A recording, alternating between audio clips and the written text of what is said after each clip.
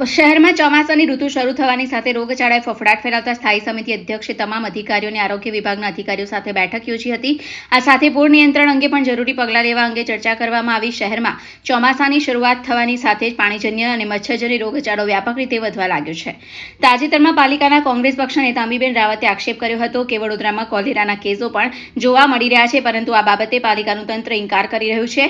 તો બીજી તરફ સમગ્ર શહેરમાં રોગચાળાનો ભરડો વધે તે અગાઉ તેને નિયંત્રણ કરવા આવશ્યક પગલાં લેવા હેતુસર તથા પૂર નિયંત્રણ કામગીરી અંતર્ગત સ્થાયી સમિતિ અધ્યક્ષ ડોક્ટર શીતલ મિસ્ત્રીએ આજે ખંડેરાવ માર્કેટ ખાતે બેઠક બોલાવી હતી. ચોમાસાની ઋતુમાં જે વોટરબોર્ન ડિસીઝ કહીએ, પાણીજન્ય રોગો અને વાહકજન્ય રોગો એટલે મોસ્કીટો દ્વારા ફેલાતા રોગોનું પ્રમાણ વધતું હોય છે. ખાસ કરીને જ્યારે કહેવાય કે એક્યુટ વોટરી ડાયરિયાના પેશન્ટો વધે એટલે પાણીજન્ય રોગોના કેસો વધે, hepatitis, typhoid, cholera, viral diarrhoea, આ બધા ડિસીઝોનું પ્રમાણ વધતું હોય છે. આ પાણીજન્ય રોગો જ્યારે થતા હોય ત્યારે જરૂરી નથી કે કોર્પોરેશનના પાણીથી જ થતા હોય. અન્ય કન્ટામિનેશનથી પણ આ રોગો થઈ શકતા હોય છે. દાખલા તરીકે અનહાઇજેનિક ફૂડ ખાધું હોય, સડેલા ફ્રૂટ હોય, સડેલા શાકભાજી હોય, કોઈ વોટર સોર્સ કન્ટામિનેટ થઈ ગયો હોય, કોઈ એક ફૂડ આઇટમ કન્ટામિનેટ થઈ ગઈ હોય. એટલે આજે તમામ હેલ્થના ડીવાયએચઓ, આરોગ્ય અમલદાર અને એન્જિનિયરિંગ ડિપાર્ટમેન્ટના તમામ વોર્ડના ડી, પાણી પુરવઠા અધિકારીઓ, ડ્રેનેજ પુરવઠાના અધિકારીઓ, ઇલેક્ટ્રોમિકેનિકલ સુબે ડી શાખાના અધિકારી સાથે આજે મિટિંગ કરી છે. મિટિંગમાં સિટી એન્જિનિયર સાહેબ પણ ઉપસ્થિત હતા. ખાસ કરીને પબ્લિક હેલ્થ અને એન્જિનિયરિંગ વચ્ચેનું કોઓર્ડિનેશન કરી અને આ પાણીજન્ય રોગો પર કાબૂ મેળવી શકાતો હોય છે. આથી પાણીમાં સુપર ક્લોરિનેશન કરવું, ક્લોરીન ટેબ્લેટનું વિતરણ કરવું, કોઈ જગ્યાએ કોઈ ક્લસ્ટરમાં વધુ પાણીજન્ય રોગો નોંધાતા હોય તો એના તાત્કાલિક સેમ્પલિંગ કરવા, વોટર સેમ્પલિંગનું પ્રમાણ વધારવું અને કન્ટામિનેશન જણાય તો ખાસ કરીને લાઈન કાપી અને લોકોને ટેન્કરથી પાણી આપવું, જેથી કરીને રોગને ફેલાતો અટકાવી શકાય. હાલની તારીખે 20-25 જેટલા એક્યુટ વોટરી ડાયરિયાના પેશન્ટો છે. અલગ અલગ ડાયગ્નોસ્ટિક મેથડથી 5-7 પેશન્ટોમાં કોલેરા સસ્પેક્ટ પણ થયેલો છે. ખાસ કરીને એની જે સર્વેલન્સ સિસ્ટમ છે કે હેલ્થકેર આધારિત સર્વેલન્સ, કે કેટલા પેશન્ટો આવે છે એની ઇન્ફોર્મેશન કોર્પોરેશનને મળે.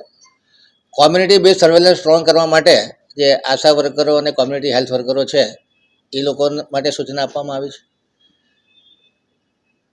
કોમ્યુનિટી મોબિલાઇઝેશન એટલે કે લોકોને આના વિશે જાગૃતિ મળે કે દર વખતે ખાતા પહેલાં હાથ ધોવા જોઈએ.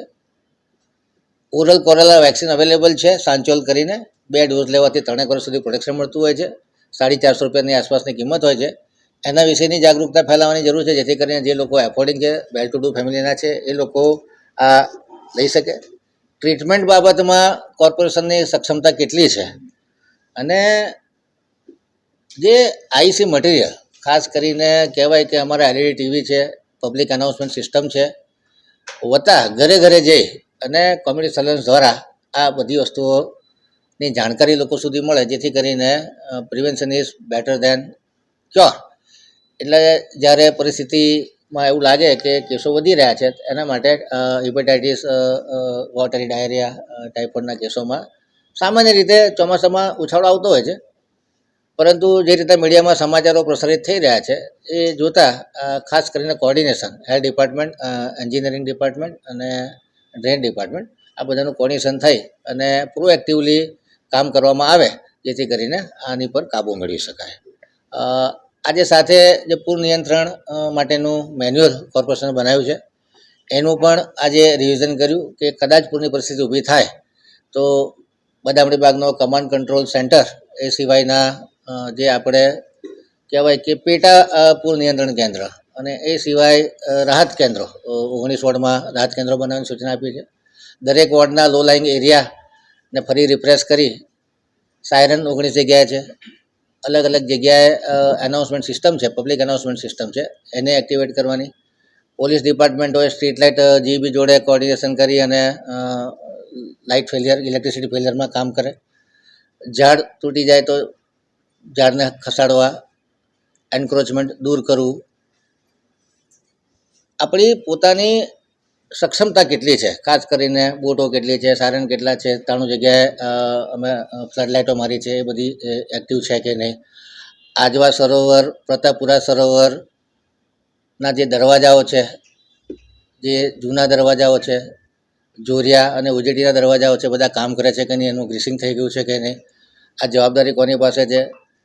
વરસાદની આગાહી અને છેલ્લા 6-8 કલાકની વરસાદી પેટર્ન જોઈ અને આજવા સરોવરમાં તારીખ પ્રમાણે કેટલા ફૂટનું લેવલ રાખવું, ક્યારે એને છોડવું, આ બધી ચર્ચાઓ કરી અને લોકો પૂરના સમયમાં કયા અધિકારીની કઈ જવાબદારી છે, કોઓર્ડિનેશન ખાસ કરીને પોલીસ ડિપાર્ટમેન્ટ જોડે, હોમગાર્ડ જોડે, કલેક્ટર શ્રી જોડે, પોલીસ કમિશનર જોડે, આ બધી જે વ્યવસ્થાઓ છે એનું આજે રિવિઝન કરાઈ અને તમામને સૂચના આપવામાં આવી છે કે નગર પ્રાથમિક શિક્ષણ સમિતિની શાળાઓ છે એમના અધિકારી સાથે મિટિંગ કરી અને જ્યારે પણ શેલ્ટર હાઉસ બનાવવાના થાય, ફૂડ પેકેટ માટેની તૈયારી શું છે, કદાચ ઇમરજન્સીમાં બોટની જરૂર પડે તો શું વ્યવસ્થા છે, ઇમરજન્સીમાં રાહત કામગીરી માટે જે અધિકારીઓના સંપર્ક કરવાના છે બધી મિટિંગો થઈ જાય અને તંત્ર ફૂલ પ્રોએક્ટિવ મોડમાં રહે, જેથી કરીને ના કરે નારાયણ અને પૂરની પરિસ્થિતિ સર્જાય તો બધી વસ્તુ પોતાની રાબેતા મુજબ ચાલુ થઈ જાય.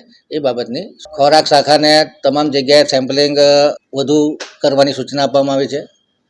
ખાસ કરીને લોકો હાઇજીનનું પાલન કરે કે સાબુ ને પાણીથી હાથ ધોવાના, એટલે જે લોકો અનહાઇજીનિક કન્ડિશન રાખી રહ્યા છે, જેની લારીઓની આસપાસ સેનિટેશન નથી, એવા લોકો પર સ્ટ્રિક્ટ કાર્યવાહી કરવાની જરૂર પડે તો બંધ પણ કરાવી દેવાના. કારણ કે ચોમાસા દરમિયાન લોકો અનહાઇજીનિક ફૂડ ખાશે તો કોલેરા વધશે. એટલે ખાલી પાણી પુરવઠા પર જ બ્લેમ કરવો એ પણ અયોગ્ય ગણાશે. કારણ કે આખી અનહાઇજીનિક પરિસ્થિતિ જ્યારે સર્જાતી હોય ત્યારે લોકો જાતે જાગૃત થવાની કોશિશ કરવી જોઈએ, પોતે હાથ ધોવે અને અનહાઇજીનિક જગ્યાએ ખોરાક લેવાનું ટાળે.